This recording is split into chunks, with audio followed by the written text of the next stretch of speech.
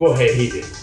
कोई विद्यालयों, सरकारी विद्यालयों को पठन पाठन का केंद्र कोई समझता ही नहीं है। समाज भी धीरे धीरे, समाज ने भी मान लिया है कि विद्यालयों में पढ़ाई नहीं होती, यहाँ पर खिचड़ी बढ़ती है, यहाँ पर कुछ सरकार की सुविधाएं बढ़ती हैं। और स्कूल के नजरिए से अगर आप देखें तो सबसे बड़ी परेशानी जो मुझे समझ में आ रही है कि जो फिजिकल इंफ्रास्ट्रक्चर है, बिल्डिंग है, मैदान है, बाउंड्री वॉल है, क्लासरूम्स है, डेस्क है, तो फिजिकल इंफ्रास्ट्रक्चर, पढ़ाने वाले टीचर और बच्चे, ये तीनों का समायोजन नहीं है। मतलब अगर कहीं पर बिल्डिंग, क्लासरूम, फील्ड, बाउंड्री है भी, तो वहाँ समुचित संख्या में शिक्षक नहीं है। जहाँ शिक्षक हैं वहाँ बिल्डिंग नहीं है, जहाँ दोनों हैं वहाँ बच्चे ही नहीं है।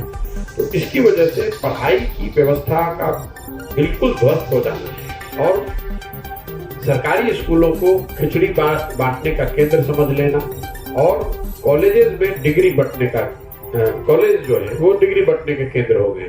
कई लोगों को ऐसा लगता है कि ये शिक्षकों की जो गुणवत्ता है वो उसकी वजह से पूरी शिक्षा व्यवस्था ध्वस्त हो गई है। मैं ऐसा नहीं मानता हूँ। शिक्षक या उनकी काबिलियत या उनकी इनकॉम्पिटेंसी या उनकी जिस तरह का प्रोफेशनलिज्म होना चाहिए वो न होना एक वजह है, लेकिन बिहार में शिक्षा व्यवस्था का ध्वस्त हो जाना सिर्फ शिक्षकों की जिम्मेवारी नहीं है।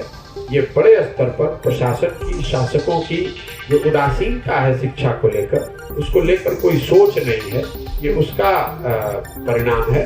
और मुझे लगता है कि नीतीश कुमार जी के सरकार का 17 साल का ये सबसे काला अध्याय है। इसलिए ये पढ़े लिखे व्यक्ति के मुख्यमंत्री रहते हुए बिहार की शिक्षा व्यवस्था का ध्वस्त हो जाना ये बहुत दुख की बात है।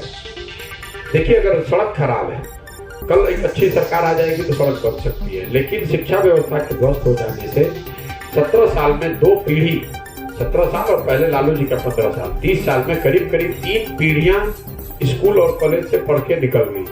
अब अगर कोई अच्छी सरकार आ भी जाए तो भी जो बच्चे, जो व्यक्ति इस शिक्षा व्यवस्था से पढ़कर निकल गए, वो अब वापस जाकर अपनी विद्वता, अपनी क्षमता को नहीं बढ़ा सकते हैं।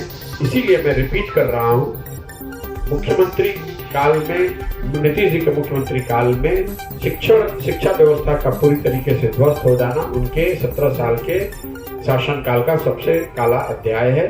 और ये बिहार के गरीबों के लिए बहुत बड़ी चोट है, क्योंकि जिनके पास थोड़ा बहुत भी साधन है वो फिर भी किसी तरह प्राइवेट, गांव के प्राइवेट स्कूल में पढ़ाकर लेकिन बच्चों को कुछ पढ़ा सकते हैं।